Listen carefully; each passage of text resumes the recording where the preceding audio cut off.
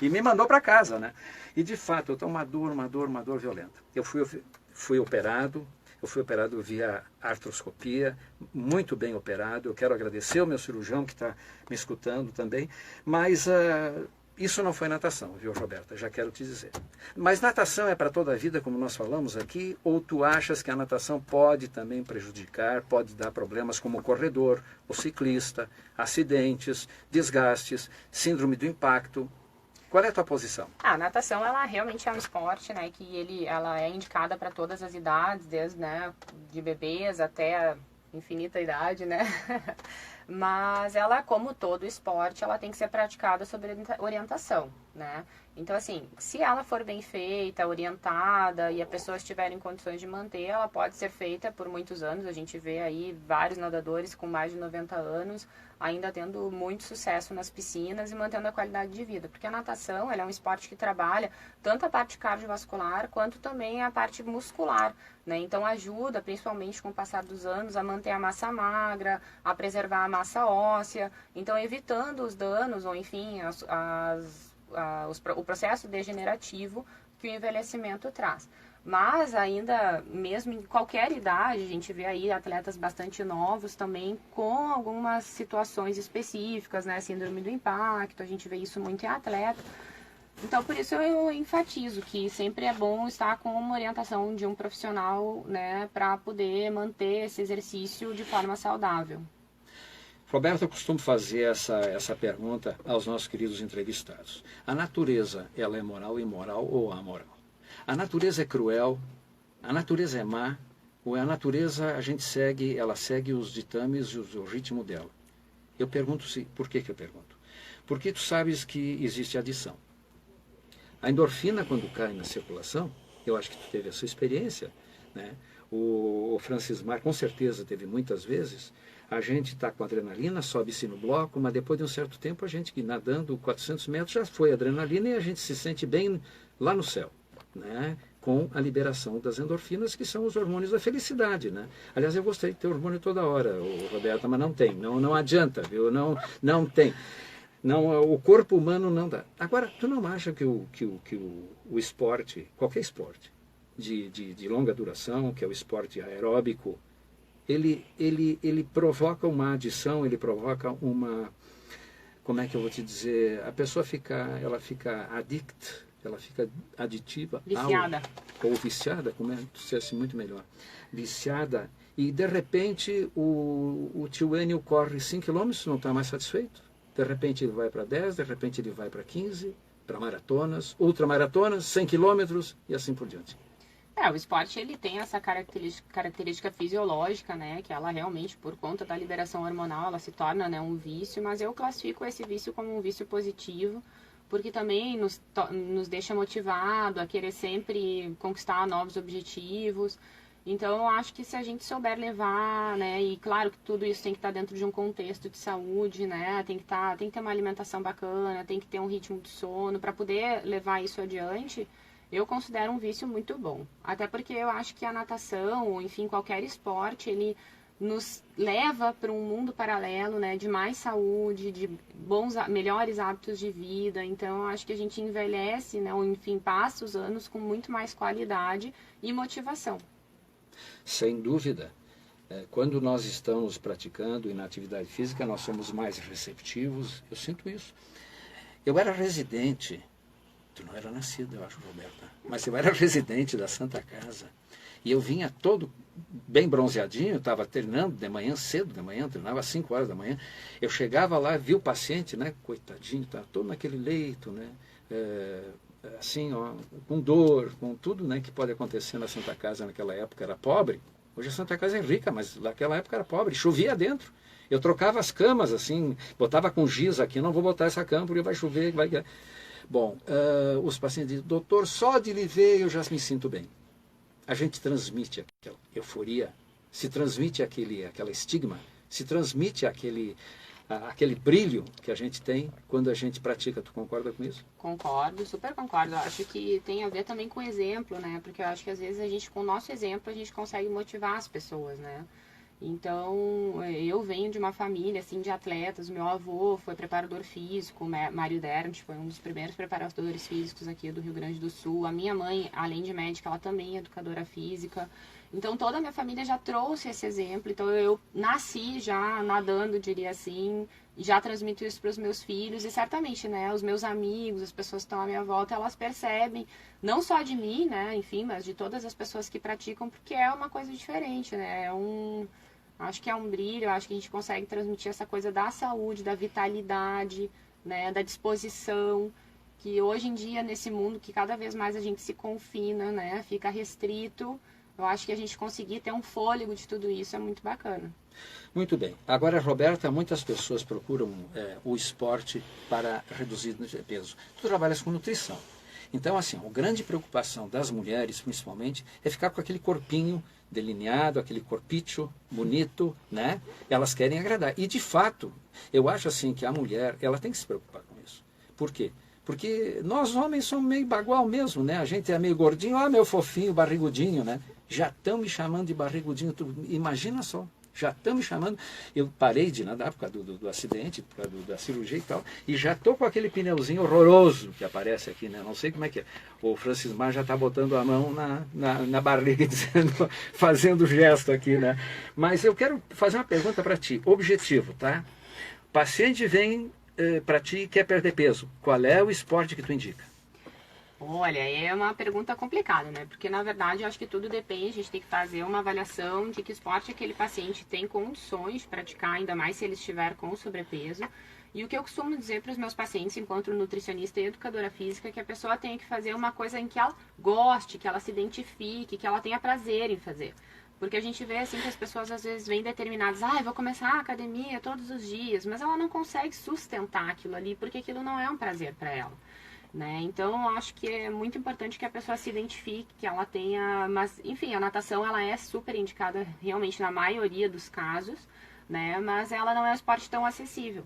Então, às vezes, caminhadas, academia, hoje em dia a gente tem uma gama enorme aí de exercícios que podem ajudar a manter a saúde, mas eu acho que é muito importante a gente pensar também, né? Acho que fazer essa ressalva, que além do tratamento, no caso, quando a pessoa já instituiu lá um sobrepeso, uma obesidade e todas as doenças que vêm junto com tudo isso, porque a gente sabe que é um problema de saúde pública hoje a obesidade, é a gente pensar na prevenção de tudo isso, porque, né, com o passar dos anos a gente vai colhendo tudo que a gente plantou durante toda uma vida. Então, aquelas pessoas que conseguem manter uma atividade física, não precisa ser todos os dias se a pessoa não tem condições, mas uma atividade física regular, bons hábitos alimentares, ela vai passar por todos os ciclos de vida de uma forma muito mais saudável, vai ter muito mais disposição e não vai precisar chegar num ponto de doença em que ela precise ter intervenções, enfim, mais criteriosas. É claro. Roberta, na experiência que eu tenho, lidando com atletas já há 40 anos, né, na minha profissão, eu tenho observado o seguinte com o ser humano e com as pessoas que querem perder peso vão para o pedestrianismo, vão para caminhadas e corridas.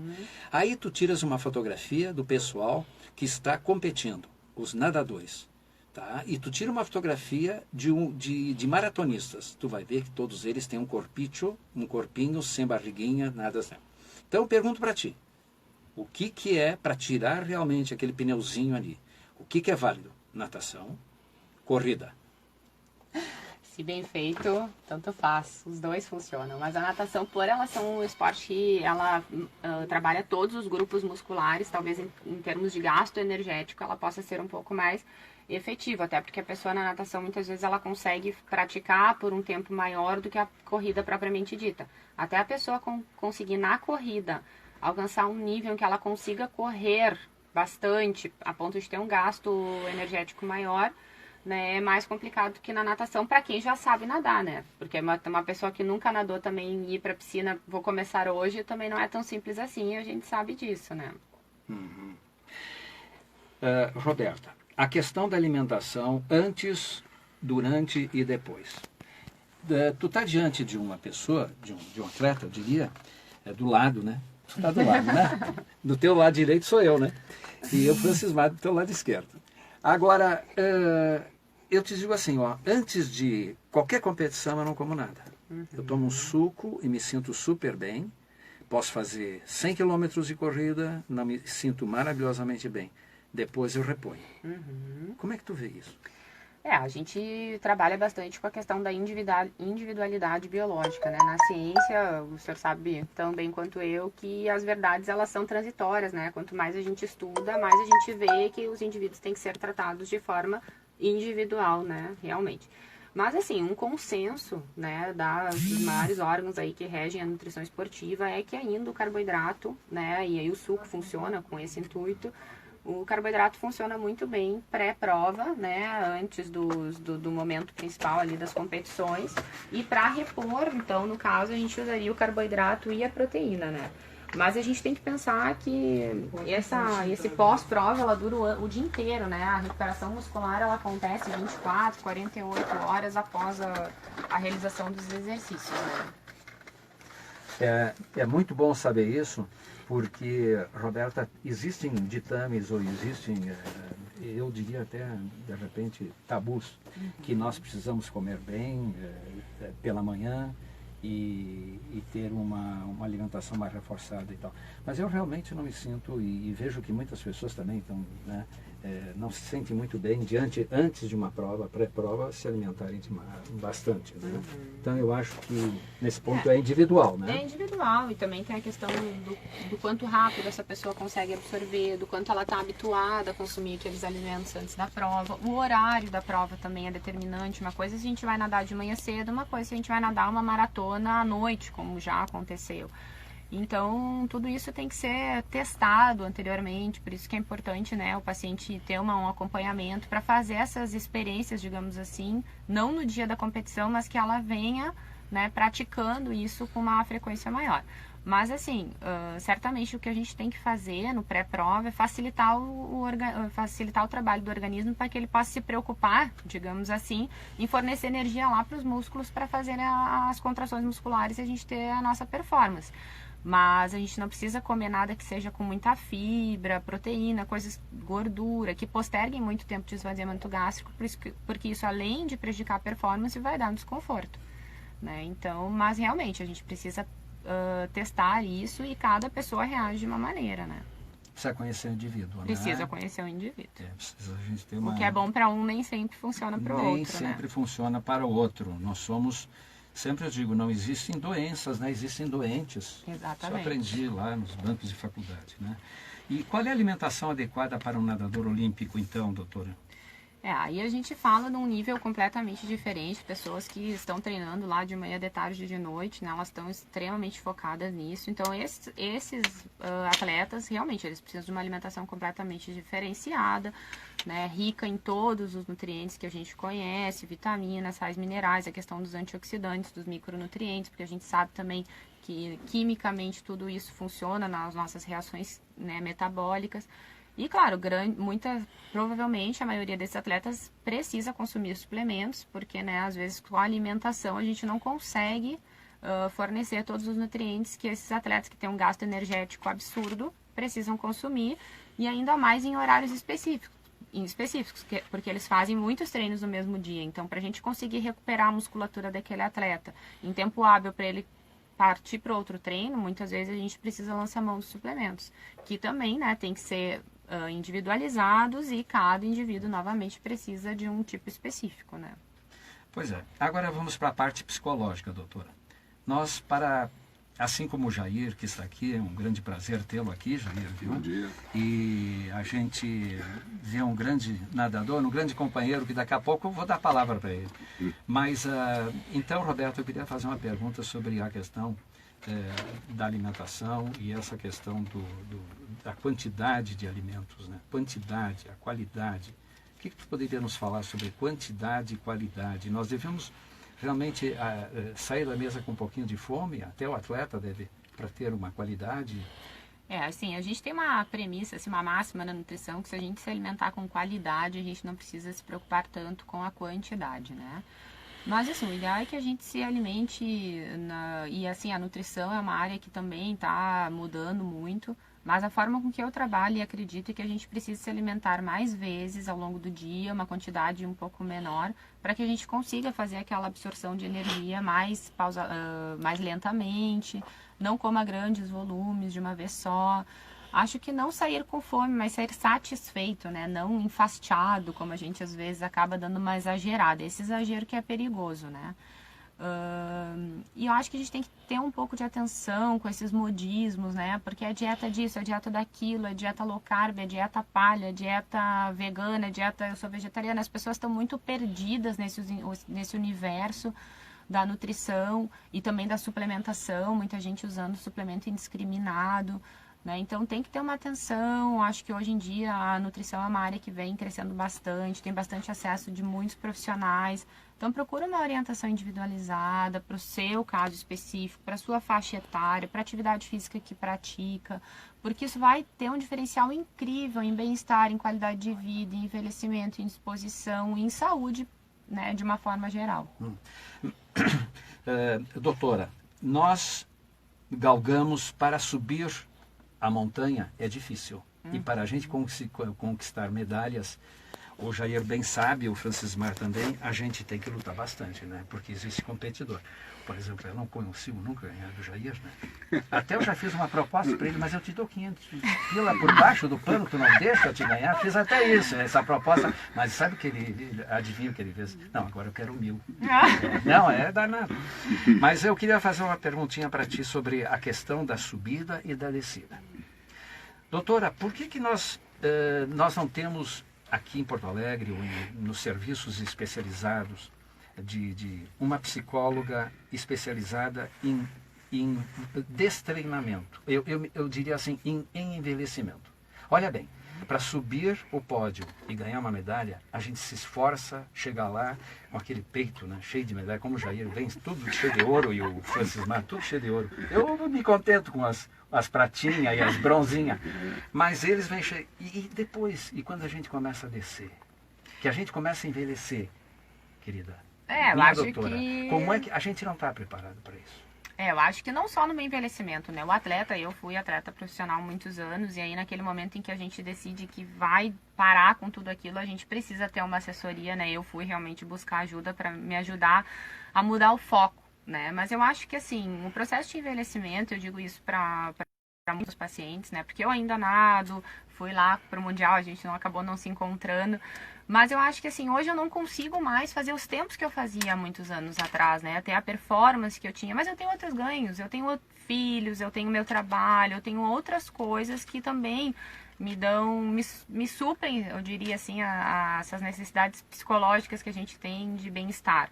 Então eu acho que é isso, eu acho que tudo na vida da gente tem que estar equilibrado, né? A gente não pode depositar toda a nossa expectativa em cima de segundos na piscina. Esse é o meu ver, né? Então acho que as pessoas têm que estar respaldadas aí de família, de amigos, né? De uma profissão que traga também satisfação, e que tudo na vida é equilíbrio. Um dia a gente ganha na piscina, um dia a gente perde, mas ali a gente faz amigos, a gente constrói outras relações, né? A gente teve a oportunidade então agora de estar lá no Mundial, em Budapeste, então a gente fez uma viagem, a gente não tá ali só para nadar. Foi bacana, eu consegui fazer um tempo que eu queria, que eu não fazia há muitos anos, mas eu ganhei em convivência, eu ganhei em estar lá admirando pessoas que estão conseguindo ter um pouco mais de treinamento.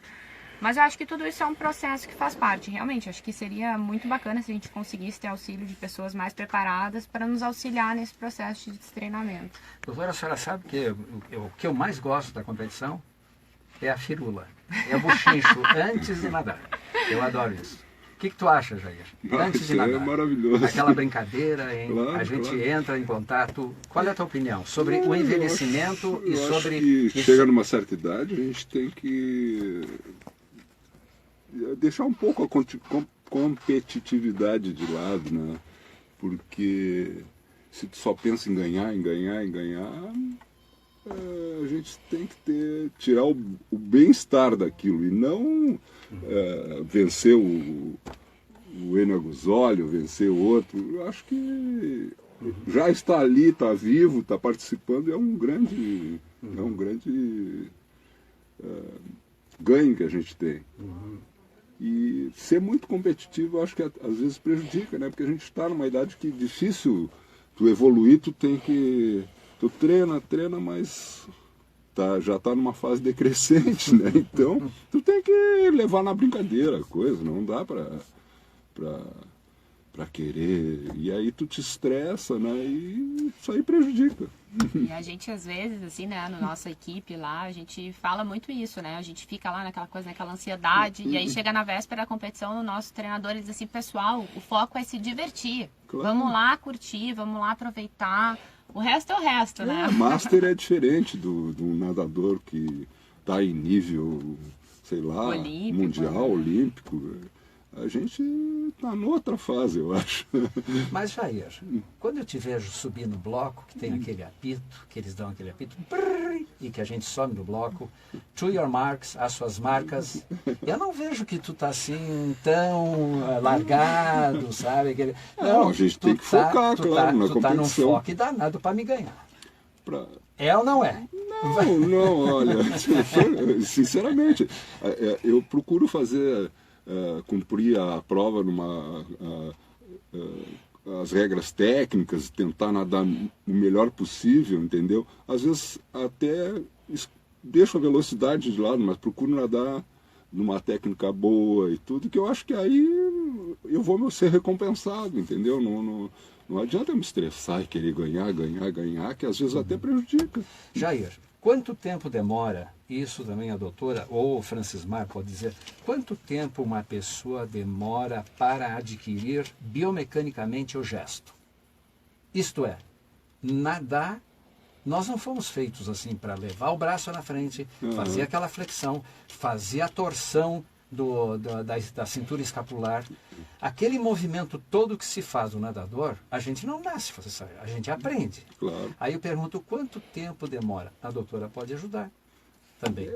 Quanto tempo demora? Olha, eu te confesso que eu aprendi a nadar assim, no mar, na minha cidade, Rio Grande, lá, e não tinha treinamento.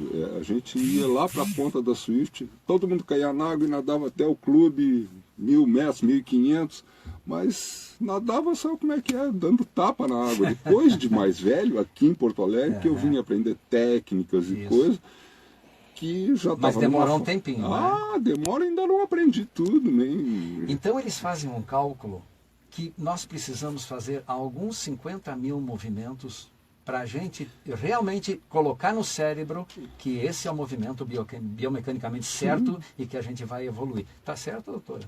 Olha, nunca tinha ouvido falar desse número, né? Eu acho que a natação, ela é bastante, né? É bastante, né? Eu acho que ela como o Jair comentou, ela é meio instintiva, né? A gente aprende ali nadando e tudo, mas claro, para ter a excelência, digamos assim, no nada, a gente demora bastante tempo. Eu ainda estou tentando. E tu tá numa prova, tu tem que botar na cabeça, não, eu tenho que alongar o braço, tem que terminar a abraçada, tem que bater perna.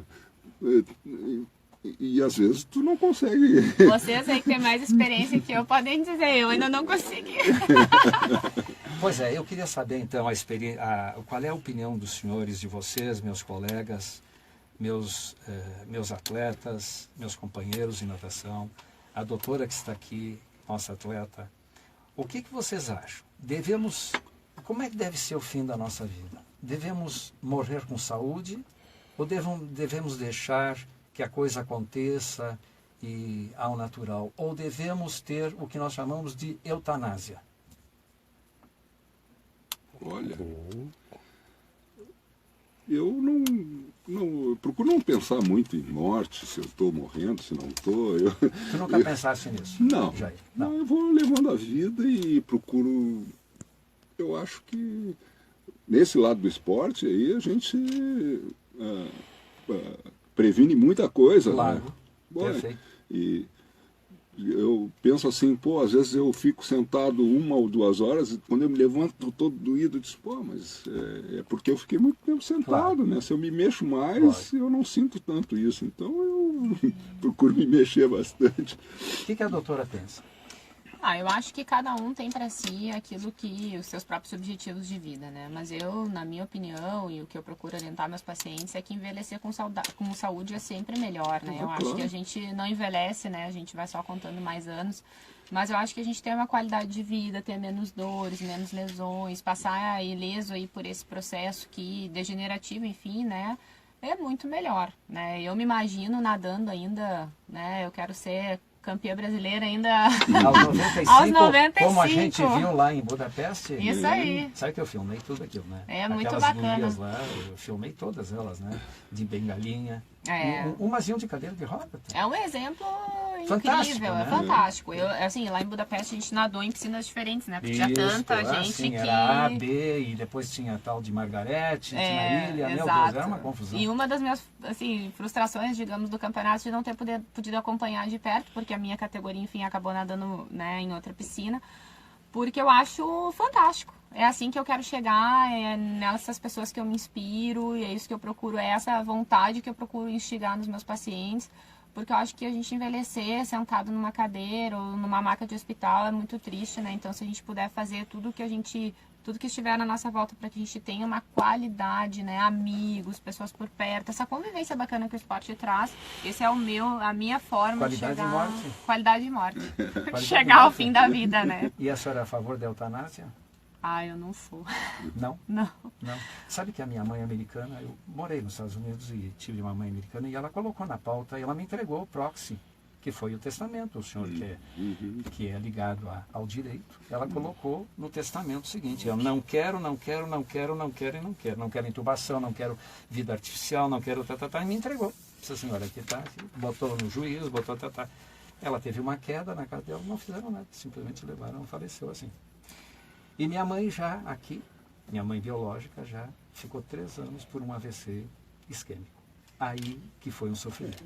Né? Eu acho que acho que a medicina ela vem avançando de uma forma tão rápida que a gente posterga demais também certas coisas, né? Eu trabalhei em hospital, muitos anos trabalhei no Hospital Moinhos de Vento, na CTI inclusive, e assim, a gente vê que também tem drogas que mantêm a vida ou a sobrevida por muito tempo, né? Então, acho que às vezes os médicos estão quase brincando de Deus ali, né? Então, tem um limiar ali muito, enfim, difícil da gente dizer. Mas eu acho que por crenças religiosas, enfim, eu não sou a favor da eutanásia propriamente dita, mas também me questiono um pouco sobre esse prolongamento de uma vida sem sentido.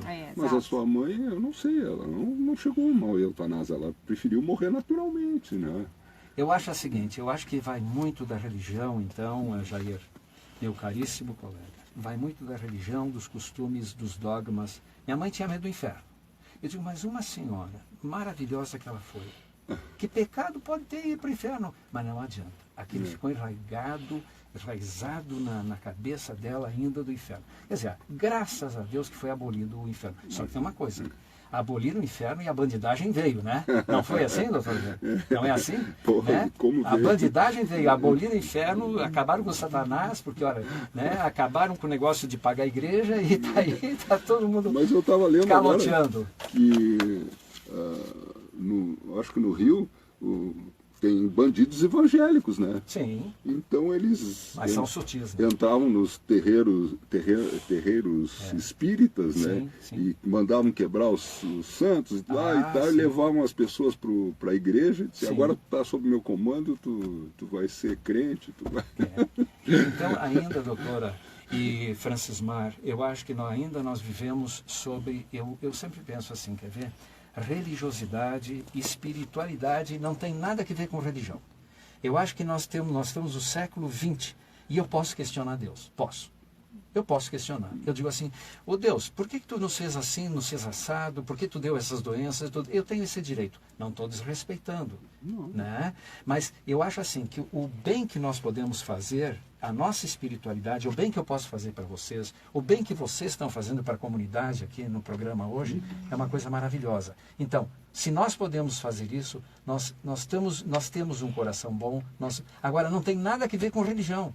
Porque a religião, ela é reprimente. Doutora, se a senhora tiver atividade sexual assim sozinha, a senhora está fazendo pecado. Eu vivia rezando. Masturbação era um horror lá na minha escola. Então eu vivia Pai Nosso que está no céu e eu rezava o terço todo dia. Bom, doutora, o que eu quero dizer é o seguinte, que a religiosidade, a religião, ela suprime, ela oprime. E a gente vê muitos padres e freiras ainda com muito problema psicológico por estarem atrelados ao inferno, ao céu.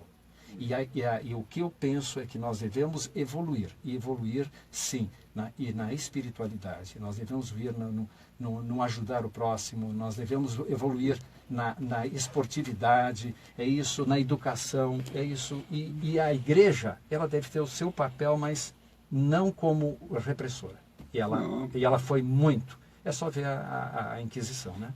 300 anos. Jair, tu não é católico, uma espadada em ti. O Francis Mark, tu não é católico, uma chicotada, hein? Mais, né? Muitas chicotadas. Para mim, várias. Doutora, suas considerações finais sobre o programa. Eu queria deixar aqui, então, né, mais uma vez, o meu estímulo aí é que as pessoas se exercitem, se alimentem bem, tenham uma qualidade de vida bacana, façam o que gostam. Minha consideração com relação a essa questão religiosa é que eu acho que, longe da igreja, né, não falando específico em alguma religião, eu acho que as pessoas têm que ter uma crença, têm que ter fé, têm que ter um norte, assim, pra gente seguir, até questões éticas, né, acho que são envolvidas com isso também.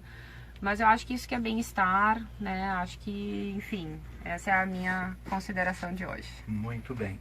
Doutor Jair, suas considerações finais.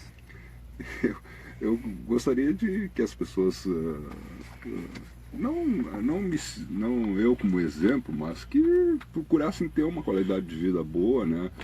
Se não gosta de nadar, que vá correr, que caminhe, faça yoga, faça alguma coisa, né? E tenha uma qualidade de vida boa para morrer bem. Para morrer bem. Meu caríssimo Francis Mário, o senhor tem algo a nos dizer? Olha, foi um prazer estar aqui com vocês, né? E eu acho que o pessoal deveria se divertir mais, não nadar mais, socializar mais, né? Isso aí sim leva uma boa vida. Fazer bastante firula antes da competição. Isso nós fazemos bem, né, Jair? Isso nós fazemos, né? Então aqui nós queremos agradecer a participação da doutora Roberta Derti de Santana Folcart. Nós queremos agradecer o doutor Jair Petersen Albuquerque e o doutor Francis Mark, que esteve aqui, que nos deram uma belíssima palestra, ou melhor, um grande papo, uma grande entrevista. Nossos queridos ouvintes do Pampa Saúde, nosso muito obrigado, e obrigado a vocês, e venham sempre. Muito obrigado.